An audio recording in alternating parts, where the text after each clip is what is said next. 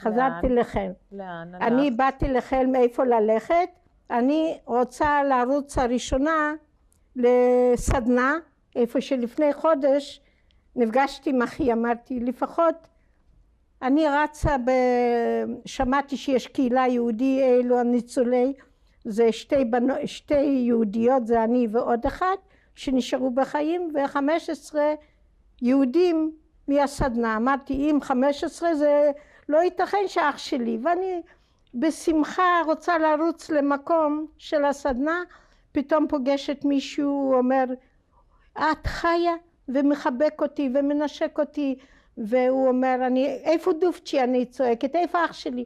הוא אומר אני אגיד לך את האמת, הוא לא חי. ואני, את יודעת מה, התעלפתי על המקום.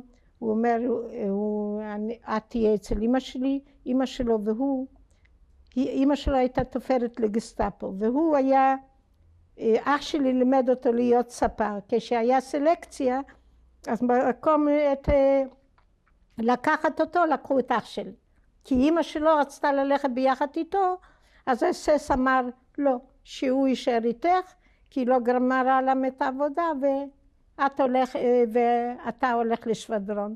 משבדרון ירו בהם, שם כבר הרוסים התקרבו, הם רצו לחסל, ואני נשארתי בקומיטט, הלכתי לבית, רצתי לשם, התיישבתי, היה רק אבנים נשארו, התיישבתי שם, וכל 6 שנים שלא בכיתי שם, שלא מצאתי כלום.